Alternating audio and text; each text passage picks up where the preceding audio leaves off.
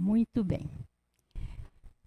Então, para quem está vindo hoje pela primeira vez, vou me apresentar. Eu sou Mércia, uma das fundadoras da casa. E todas as quintas-feiras nós realizamos o nosso Evangelho no Lar, das 20 às 21 horas.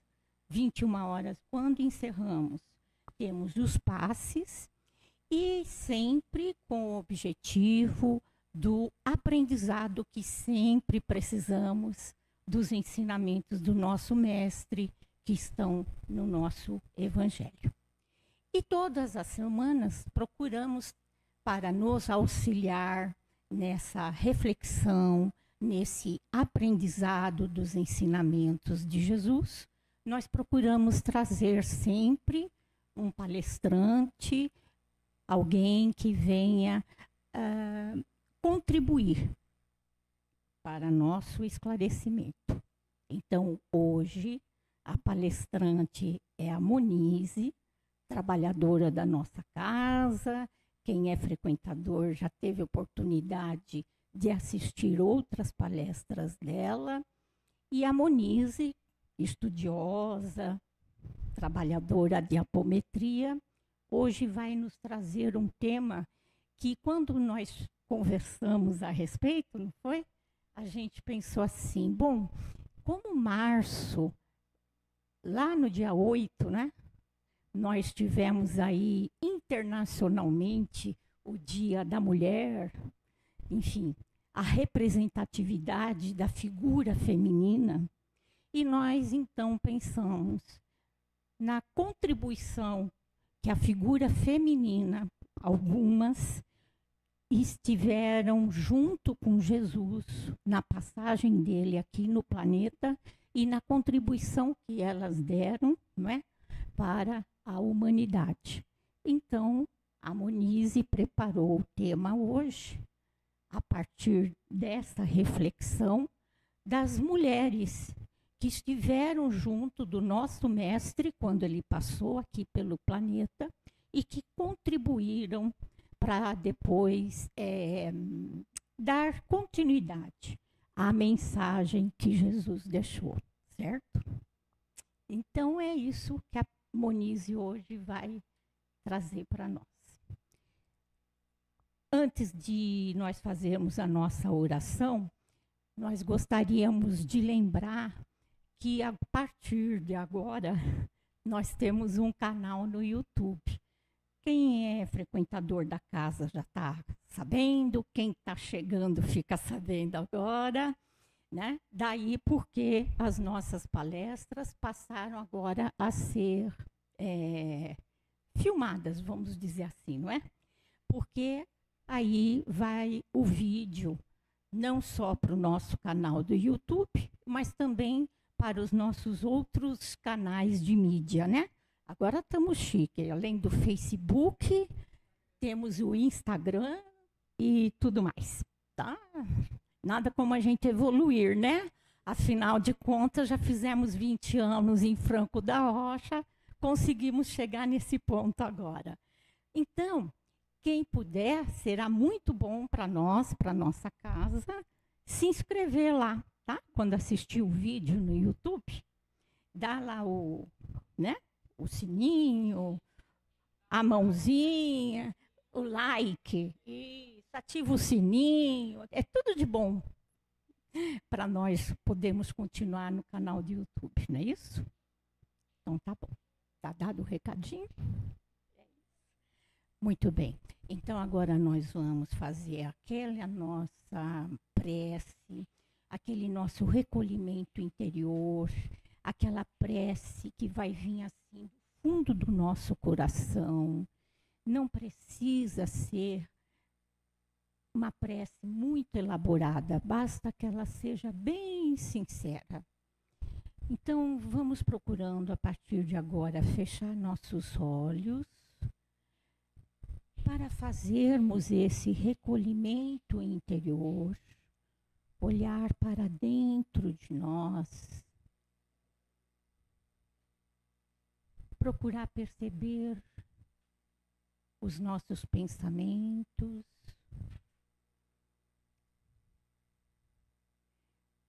tudo que vai em nossa mente.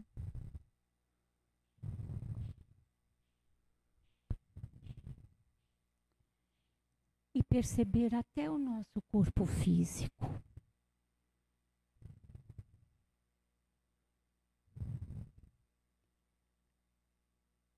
E aí nós vamos procurar ficar mais e mais sintonizados com esse ambiente. Ambiente que a equipe espiritual, os benfeitores do Complexo Hospitalar Amor e Caridade já prepararam com muita antecedência. Ambiente que foi harmonizado para nos receber, para que aqui sentíssemos paz, tranquilidade e, acima de tudo, muita confiança nos benfeitores que já estão nos assistindo.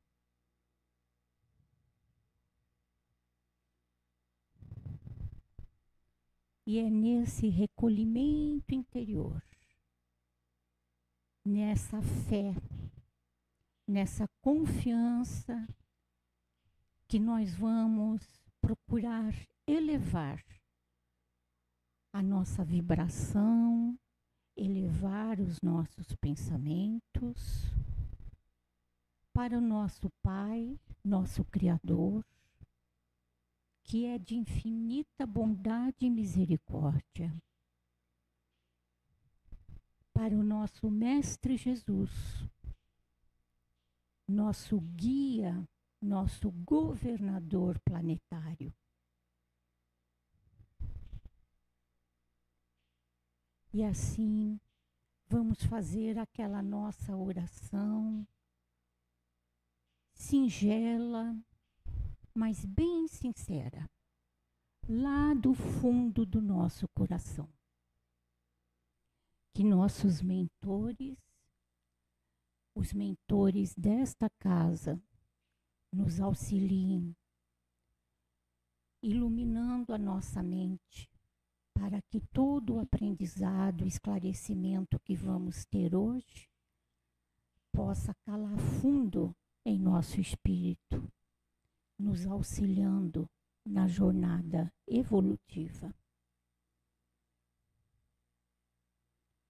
Vibremos pelos mentores da nossa palestrante, para que ela possa ser o instrumento que necessitamos para esse aprendizado.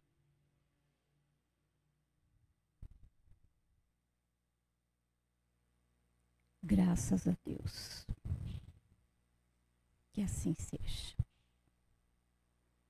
Muito bem, Muniz.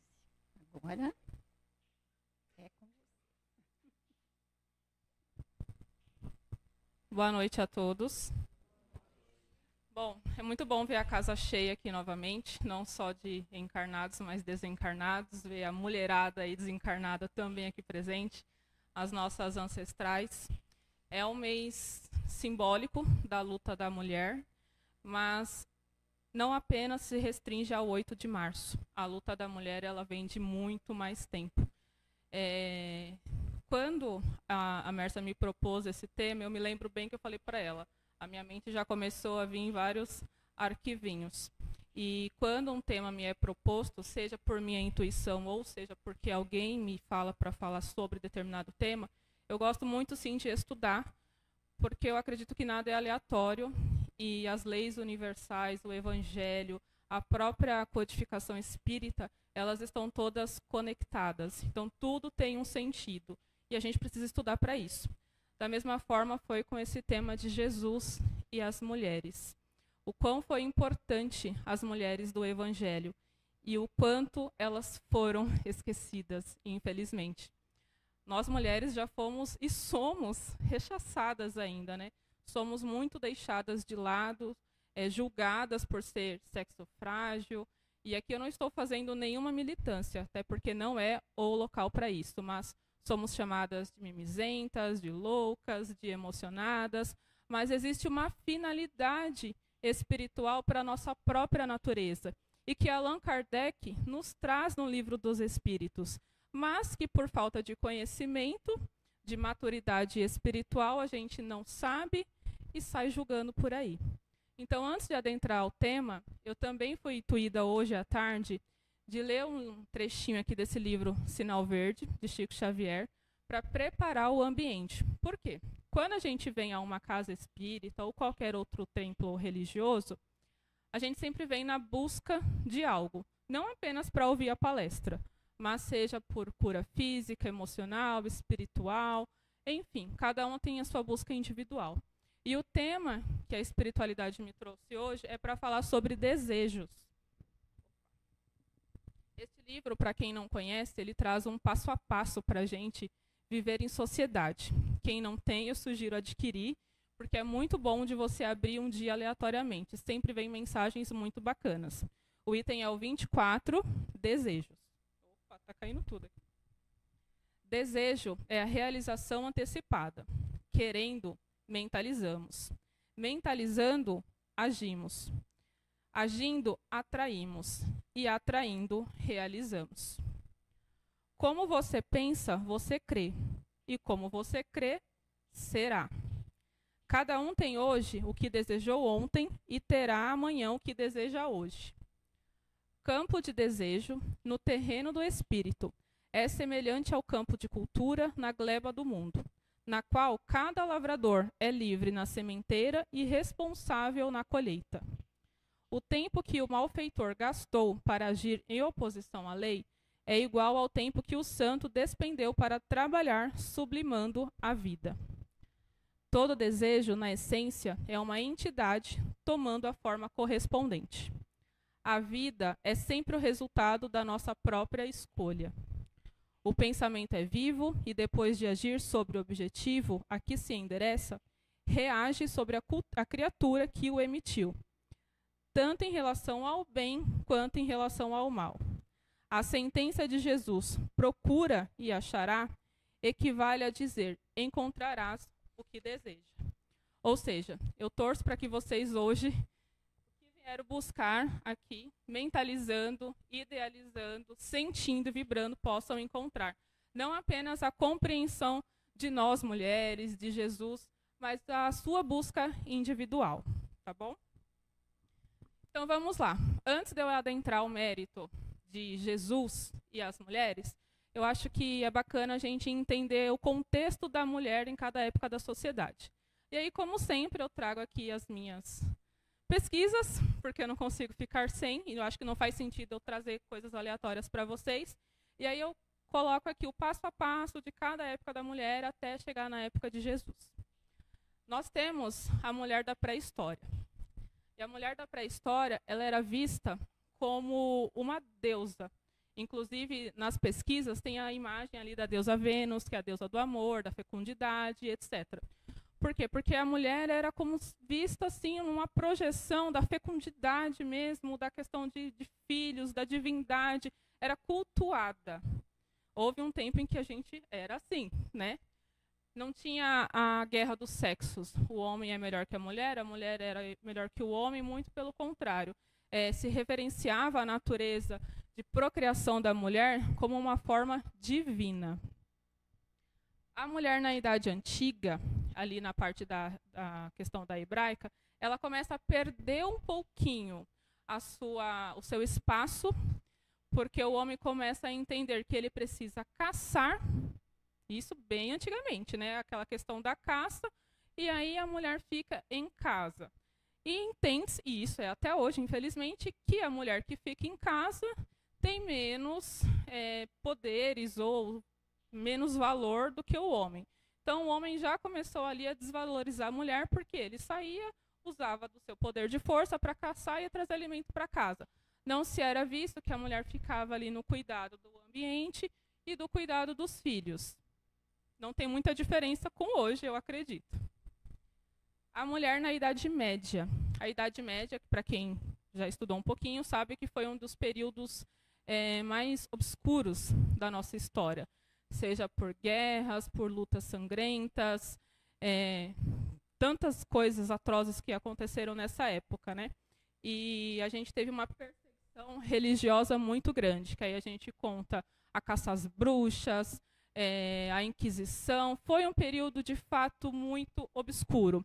Então, se na Idade Antiga a gente já não estava sendo muito bem vista, imagine nessa época que as mulheres eram consideradas bruxas.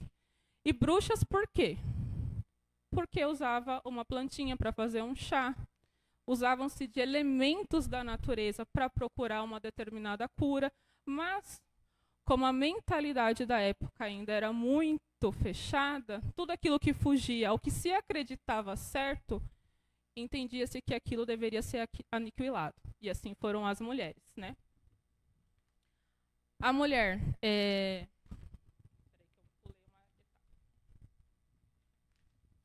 A mulher na Idade Moderna, ela já começa a assumir alguns papéis, e aqui eu trago uma rainha importante que nós tivemos, que foi a rainha Elizabeth, no ano de 1533. Para quem não assistiu, tem uma série que se chama Os Tudors, que conta justamente a história dessa rainha. Ela deveria ter sido excluída ali do momento, porque o pai saía matando todas as mulheres da vida dele, ao passo que ele se interessava por uma mulher, ele matava a atual mulher. Excluiu uma filha por dizer que não era filha dele, quando na verdade era, até que chega a rainha Elizabeth, porque o rei Henrique faleceu. E ela assume ali o trono e exerce de uma forma incrível, tanto que até hoje ela é extremamente conhecida pelo seu reinado. Ou seja, ali já começou a desmistificar que a mulher só serve para poder ficar em casa. Na época da Idade Média, da Idade Moderna, a gente também tem a Cleópatra, que foi também uma pessoa bem interessante para a época, com raciocínio lógico, com poder, com influência, e que mostrou também que a mulher também não precisa só ficar ali em casa. A mulher e a Idade Contemporânea, ao longo do tempo, né, a mulher ocupou diferentes espaços, papéis na sociedade, quebrando aí alguns paradigmas e alguns dos preconceitos. E aqui a gente cita mulheres, inclusive, que estiveram aqui no nosso Brasil, que é Anita Garibaldi, Princesa Isabel e Antonieta de Barros. Veja que são só algumas mulheres aí potentes que nós tivemos na nossa história. A mulher agora na atualidade. A gente ainda continua lutando por alguns espaços e, repito, aqui não estou fazendo militância, tampouco falando que o homem é melhor, que a mulher é melhor, mas que a gente deve sim se respeitar cada uma à medida da sua natureza, né? Diferenciação de sexo, conquistando recentemente maior espaço sociais, profissionais e até políticos. Eu estava estudando sobre esse tema e, inclusive, a época de Kardec teve um estudo, que agora me fugiu qual foi a revista, acho que você deve saber. Kardec fez um estudo para uma revista ainda antes dele ser perseguido, do qual se perguntava se a mulher tinha alma. É uma coisa absurda. A gente era vista assim de uma forma tão estranha que se questionava se a gente era um alien, né? Para não ter alma. Como assim? Como que não se reconhecia o nosso espaço? E isso há 1800 e tralá. Não é tão distante assim, né? É absurdo. Estão acompanhando? É muita informação, né? Aí nós chegamos com as mulheres à época de Jesus. E aí essa parte realmente me fascina um pouquinho. Porque quando a gente pensa numa sociedade na época de Jesus, a gente vê o quanto o machismo e o patriarcado imperava. As mulheres naquela época, elas não podiam sair nas ruas sozinhas. Os homens, independente de solteiros, casados, não poderiam chegar, falar com uma mulher, oi, bom dia, boa tarde, isso não era permitido. A mulher só podia sair sob a autorização do pai e sempre acompanhada. E aí você pega um ser extraordinário como Jesus e que sai levando uma multidão com ele, inclusive mulheres. A gente já começa a entender um pouco da potência do que aconteceu naquele momento, né? Aí aqui eu trago um pouquinho do contexto da mulherada daquela época. A mulher andava de véu, usava mantos até os ombros, uma peça ali para cobrir a cabeça.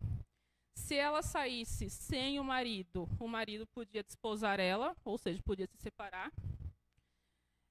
Se conversasse com alguém ou fora de casa, ela poderia ser repudiada e até apedrejada por estar falando com uma outra pessoa, se ela fosse casada, principalmente. A adúltera, então, era apedrejada, pois se seguia uma ordem escrita em Levítico. O homem adúltero não recebia a mesma pena. Como a cultura era do patriarcado, a mulher sempre era submissa ao homem. Quando ela estava solteira, ela vivia sob as ordens do pai, e quando casada, recebia ordens do esposo. E naquela época, tudo bem, porque o patriarcado era visto como uma proteção à mulher. Porque a mulher nem tinha alma, né? Quiçá algum tipo de inteligência para falar sim ou não. O espaço público era masculino. A mulher não participava da vida pública e nem trabalhava fora de casa. Em público, ela deveria passar despercebida, de preferência que a mulher não saísse de casa, especialmente as solteiras. E aqui também a gente tem que ressaltar uma questão importante. Na época de Jesus, essas questões eram muito mais prevalecentes entre as mulheres ricas. As pobres, elas tinham que trabalhar. Então, por vezes, elas tinham sim que sair de casa para poder prover ali a sua manutenção.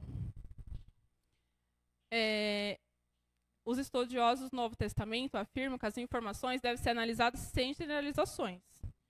Porque na corte esses eram um costume. A mulher rica, ela não podia fazer nada. Agora a mulher pobre às vezes tinha que se manter, então tinha que sair para costurar, para fazer alguma coisa para trazer o alimento para dentro de casa.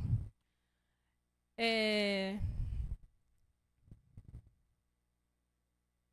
aí quando a gente chega na época de Jesus, quando Jesus começa a sua busca pelas pessoas, a gente tem algumas mulheres que foram extremamente importantes. Aqui eu cito 5, mas eu quero deixar claro 2, que eu acho que são as mais importantes, que a mim particularmente tocou bastante. A gente tem as irmãs de Lázaro, Marta e Maria, que também estiveram ali acompanhando Jesus. Claro que nós tivemos inúmeras mulheres do Evangelho, mas que não são todas citadas. Nós temos a samaritana, ou a cananeia. Nós temos Maria de Magdala. Nós temos a mulher com hemorragia. E nós temos a Maria, a mãe de Jesus, que é a maior. Maria e Marta, elas eram, digamos que, amigas de Jesus por tabela, porque Jesus era muito amigo de Lázaro. Então, em um dado momento daquelas conversas que Jesus tinha com todos ali, Jesus estava explanando ali, porque, veja, as mulheres só podiam ficar na cozinha, fazendo ali os alimentos para os homens, e elas estavam lá. Agora esqueci se foi Maria ou se foi Marta, que saiu para poder participar da conversa de Jesus, e uma delas brigou, falando que ela tinha que sair. E Jesus citou que este era o alimento mais importante. Qual que é o alimento mais importante? Conhecimento. Ou seja, ali Jesus já começa a explicar qual que é o seu verdadeiro caminho, que não tem a diferença dele estar ensinando uma mulher ou a um homem. Não sei se vocês já assistiram aquela série Os Discípulos, Os Escolhidos, na verdade, que lá fala e explica que as mulheres não poderiam aprender a Torá, elas não poderiam ter conhecimento. Tanto que é Mateus que começa a ensinar alguma coisa para as mulheres ali. E isso é real. Ou seja, as mulheres não podiam deter esse tipo de conhecimento. Então, uma das irmãs de Lázaro, ao tentar aprender um pouquinho, causou estranheza. Mas Jesus disse, o mais importante é este alimento espiritual, que é o alimento do conhecimento.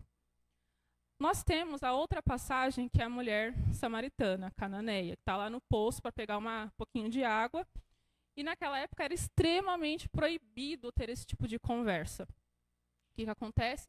Jesus vai até ela, e pede um pouquinho de água. E ela se espanta, porque ninguém falaria com ela, quiçá Jesus. E ele começa a dizer para ela a boa nova, e ela sai toda feliz da boa nova do Messias ter chegado, das coisas boas que iriam acontecer naquele momento. O que eu estou querendo dizer com tudo isso? Que quando Jesus toca uma pessoa, e principalmente ele fortalece a mulher, faz com que ela se enxergue, independente da escolha dela, que nem a samaritana. Ela tinha uma vida com, acho que era 4 ou 5 maridos, que para a época era terrível. As irmãs de Lázaro tinham que ficar só cozinhando, e elas foram buscar conhecimento. Ele não está se importando com o sexo daquela pessoa. Ele está se preocupando com o coração daquela pessoa. Outra passagem que eu acho muito forte das mulheres do Evangelho é a mulher com hemorragia, que já estava ali totalmente sem esperança, uma vez que ela já estava com aquela doença há muitos anos. E, salvo engano, ela já estava com os dias, digamos que contados, porque não estava mais aguentando aquilo. E a última instância dela foi Jesus. E ela nem chegou a conversar com Jesus, ela simplesmente tocou as vestes de Jesus. E uma das frases que eu acho muito mais forte que Jesus fala foi: tua fé que te curou. Mais uma vez mostrando a força da mulher. Nós temos Maria de Magdala, ou Maria Madalena. Magdala é contado na história por conta do ambiente que ela veio, da cidade que ela veio. Então, para distinguir, porque havia muitas Marias naquela época, Maria de Magdala foi para se referir apenas a essa Maria. Quando a gente pega a história de Maria de Magdala, que eu acho muito forte, muito bonita, ela era uma moça para a história muito linda, mas de uma vida bagunçada, vamos dizer assim. Uma vida leviana, de muitos homens, de jogos. Diziam que ela tinha ali uns demônios com ela, tanto que ela era chamada de Lilith por conta desses demônios. E não se acreditava em mais nada. Ela não se enxergava nem mais como pessoa. Ao passo que, quando Jesus chega para ela, para conversar com ela, ela não dá atenção, porque ela não se enxergava mais como uma pessoa. Mas quando Jesus a chama de Maria de Magdala, ela volta o seu olhar para ele e ali ela se transforma. E ela passa a ser uma das seguidoras, e pelo que eu estudei até hoje no plano espiritual, de Jesus, defensora. Tanto que o que aconteceu quando Jesus desencarnou e foi na ressurreição? Para quem que Jesus aparece primeiro? Para Maria de Magdala. Tão forte é a potência dessa mulher quando foi tocada por Jesus. E nós temos Maria, a mãe de Jesus, que dispensa palavras, obviamente. Mas se a gente pensar friamente que ela recebeu uma informação de um anjo que ela iria engravidar sem estar casada numa época em que isso era inadmissível. Como não ficou a cabeça dessa jovem para viver as lutas que ela viveria? E à medida em que ela teve Jesus, que essa criança foi crescendo, que ela viu que essa criança tinha coisas diferentes, que curavam as pessoas, que atraía as pessoas para si, e que ela sabia que mais cedo ou mais tarde aquele filho iria desencarnar da forma como desencarnou. Por mais forte que ela fosse, ela era mãe. Imagine a dor que essa mãe não sentiu. E ainda assim, ela não abandonou. Ela ficou. A história conta que o tempo todo ela estava com Jesus. Até após o desencarne de Jesus, ela continuou a sua luta até uns 70 anos, que para a época era uma idade bem avançada, porque era se estimada ali mais ou menos uns 30, 40 anos. E para a época ela viveu muito tempo, e até hoje, nós estudiosos aí da doutrina espírita sabemos que até hoje ela continua nos seus trabalhos. E por isso que até hoje ela é tão venerada por todos. Pela sua força, pela sua potência, pelo seu amor, pela sua redenção, por acreditar que existe sempre uma força maior. Então, quando a gente fala das mulheres do Evangelho, a gente fala dessa distinção de que não há diferença entre o homem e a mulher, que Jesus não estava se importando se é homem ou se é mulher, Jesus estava importando sempre com o coração da pessoa. E, novamente, ao estudar, a gente vejam homens, isso não é uma retaliação a vocês, mas falam tanto que a gente é o sexo frágil, mas sempre é a gente que fica quando o bicho pega. Mesma coisa foi com Jesus. Na época, no dia da crucificação, da perseguição, os discípulos homens sumiram, eles não estavam lá. Quem que ficaram assistindo, orando, chorando, sofrendo, foram as mulheres. Quando teve o ato da ressurreição, que se tinha muito na época, que era perfumar o corpo, quem foi? Uma mulher, Maria de Magdala. E até hoje eu vejo que é assim.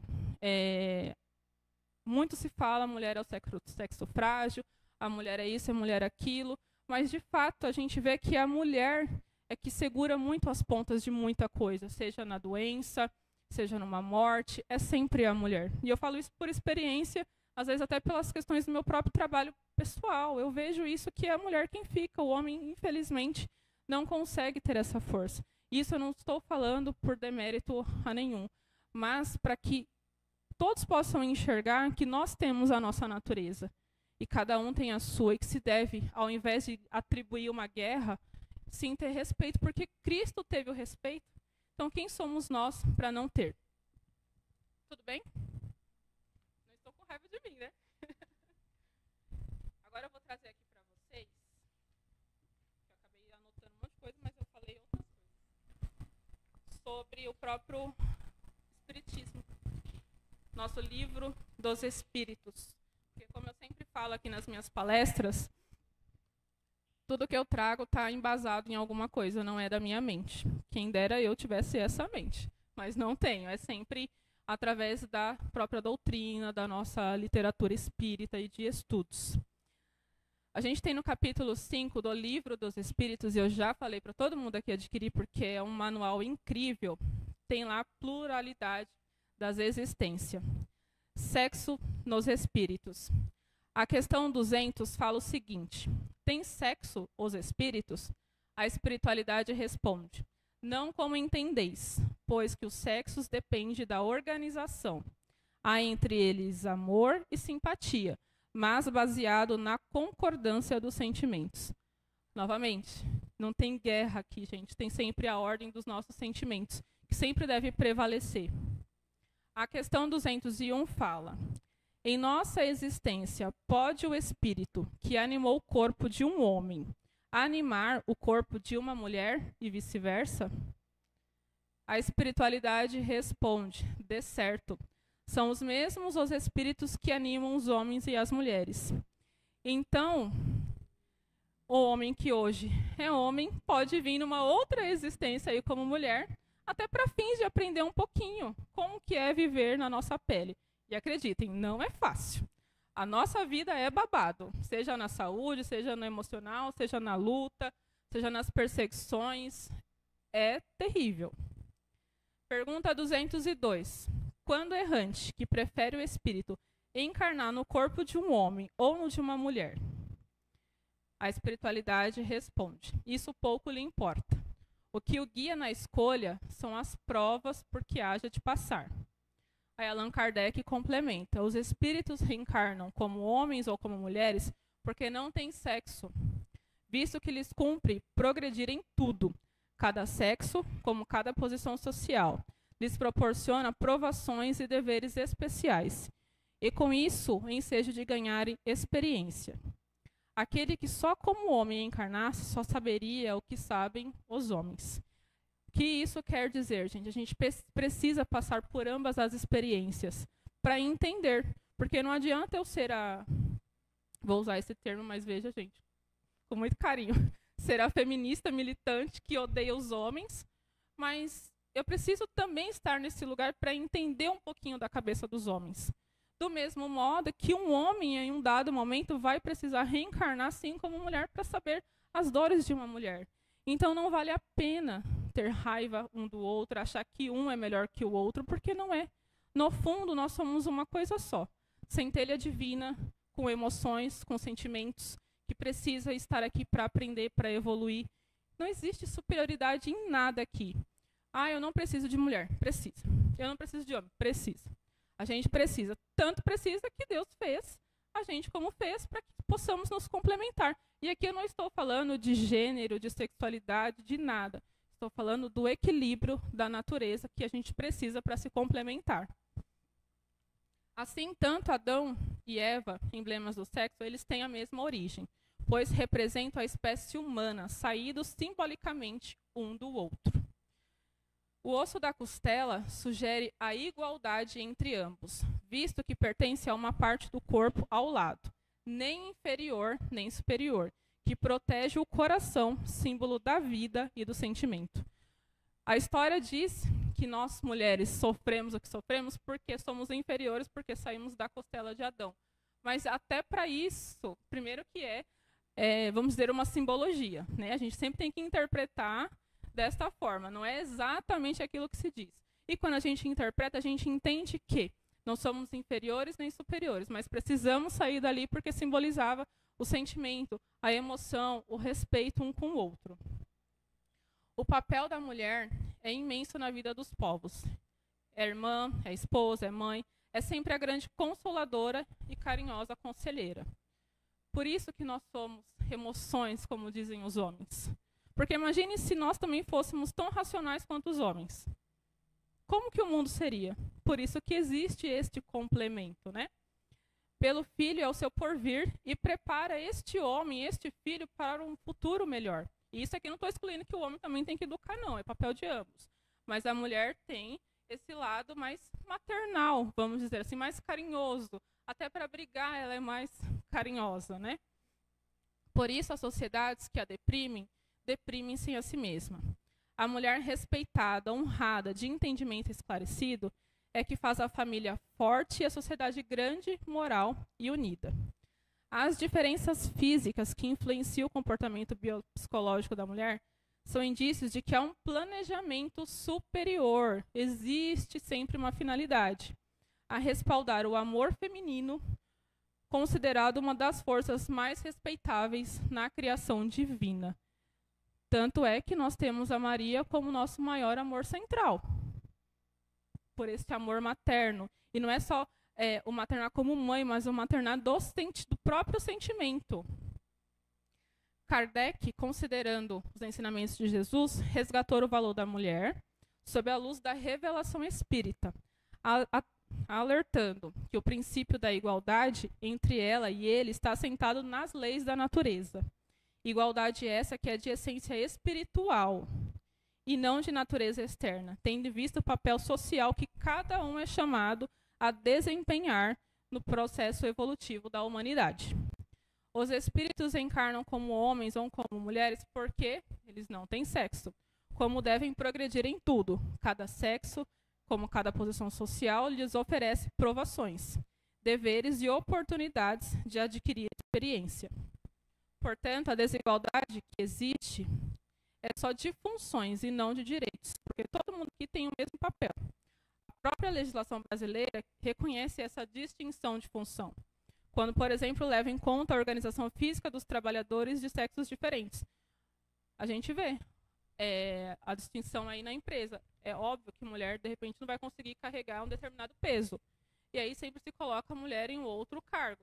Mas isso não é porque está se desrespeitando. Obviamente, tem que ter esse respeito com a nossa natureza.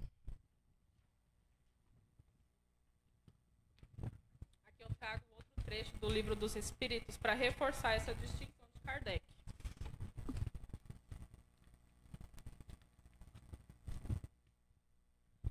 Questão 817. São iguais perante Deus o homem e a mulher e têm os mesmos direitos? Veja, gente, que tudo isso está no Livro dos Espíritos. A gente tem tantas dúvidas e, às vezes, a gente abre lá, em algum capítulo, já consegue entender um pouquinho e evoluir. Não outorgou Deus a ambos a inteligência do bem e do mal e a faculdade de progredir? Olha só a pergunta. São iguais perante Deus e o homem e a mulher e eles têm o mesmo direito? O que a espiritualidade responde? Bem de forma óbvia. Não deu para todos a inteligência para discernir, para evoluir, para aprender? Então, aonde que um é melhor do que o outro? Não é. Questão 818. De onde provém a inferioridade moral da mulher em certos países? Porque a gente sabe que ainda temos lugares no exterior que a mulher ainda é vista como um objeto, que a mulher ainda não pode sair sem o marido e etc., né? A resposta da espiritualidade é do predomínio injusto e cruel que sobre ela assumiu o homem.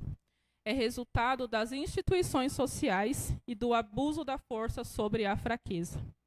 Entre homens moralmente pouco adiantados, a força faz o direito. Na questão 822, os espíritos nos trazem: a emancipação da mulher acompanha o progresso da civilização. Sua escravização marcha de par com a barbárie.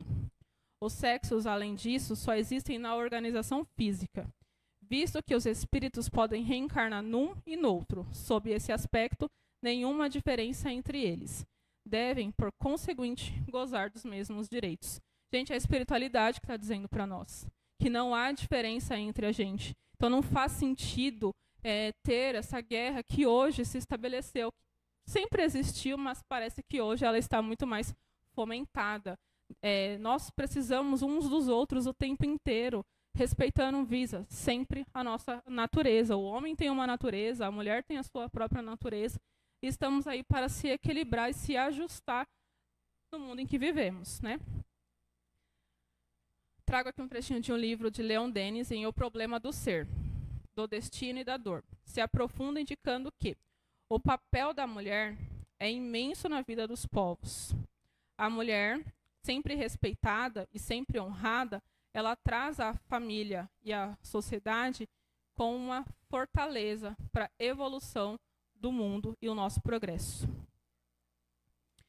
Allan Kardec, desejando saber sobre a importância da maternidade, fala na questão 821. As funções para as quais a mulher está destinada pela natureza têm uma importância tão grande quanto a dos homens? Tem sim, e essa é a seguinte resposta: sim e maiores. É ela quem dá as primeiras noções de vida. Então, mulherada, não é fácil o nosso papel, a nossa jornada. Aqui a gente sofre preconceitos, a gente sofre perseguições, a gente sofre medo de sair sozinha. São tantas coisas que a gente vive sofrendo ao longo do dia, mas Jesus não fez distinção entre nós, muito pelo contrário, ele reforçou a nossa força interior, a nossa potência, respeitando a nossa natureza, as nossas emoções, aquilo que nós realmente somos. Então a gente também tem que se colocar nesse papel de se respeitar, de se aceitar, de se amar, de amar as mulheres que veio antes de nós, porque cada uma também sofreu seu legado lá atrás, e resgatar aquilo que nós somos em essência, que é amor. E os homens também, respeitar as mulheres dentro das suas fragilidades, das suas emoções, das suas vulnerabilidades, porque todos nós estamos aqui para evoluir. E aí, para encerrar, porque eu penso que tudo sempre começa com a gente. A terapia ensina, né? Começa muito com nossa criança interior, que vai vivendo a vida, vai pegando as crenças e vai se esquecendo de quem é. Eu convido vocês a fecharem os olhos, vou colocar uma musiquinha aqui para vocês meditarem e deixar que essa criança aprenda e entenda que o que é de diferente na gente é o que nos torna iguais, que é o respeito, que é o amor, que é a consideração pelo próximo.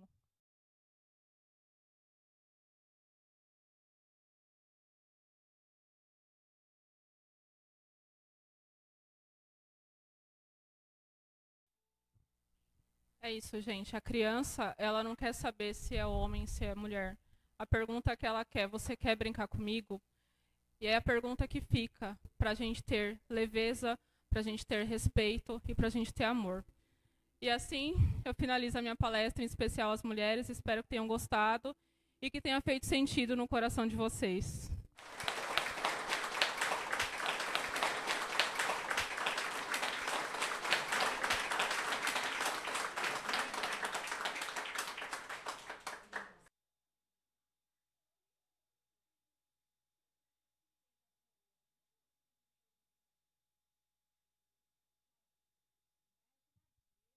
Mais uma vez, a Monize trazendo para nós muita coisa para a gente refletir, né?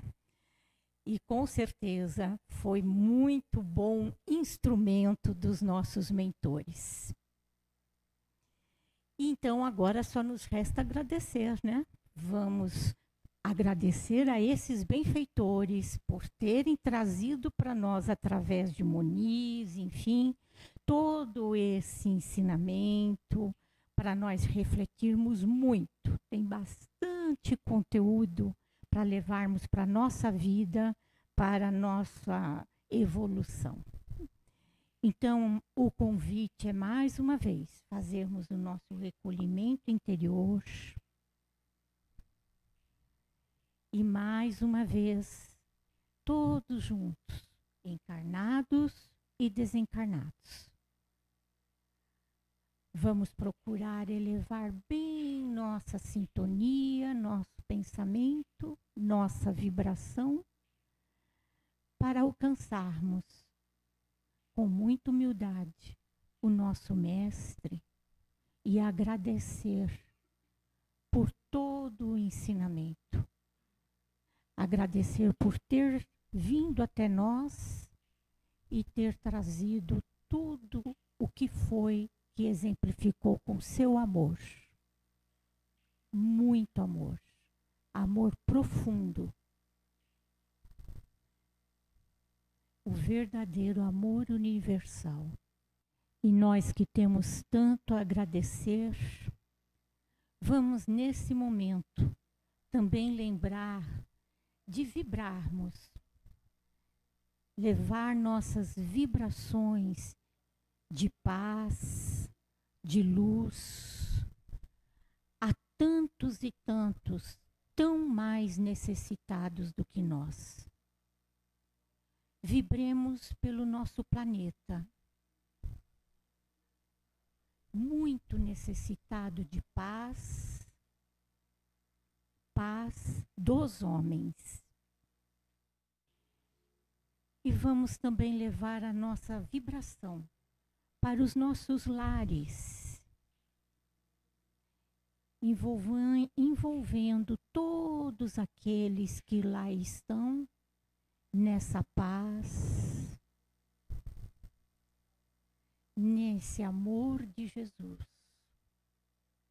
Vibremos pelos nossos lares, por todos aqueles que estão conosco nessa jornada.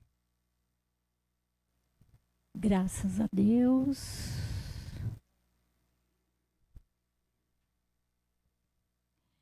Então agora nós vamos para o passe, procurando manter a nossa harmonização, para quando a gente chegar lá na sala de passe, a gente está bem receptivo, tá? Só mais um recadinho que agora me lembrei. Brevemente, já abriu, né? Já está batendo na porta, como a gente costuma dizer. Nós vamos iniciar o nosso curso de apometria. Já fizemos divulgação, né? Anteriormente. Só que postergamos por uma semana o início do curso, porque vamos precisar fazer uma aulinha a mais no cursinho de Espiritismo. Portanto, o nosso curso de apometria, para quem já fez o curso de Espiritismo, vai começar no dia 23 de abril. Terça-feira, 23 de abril, às 20 horas. Tá bom? Vamos continuar divulgando depois com a data atualizada. Então, nós vamos ao passe, são 7 pessoas de cada vez.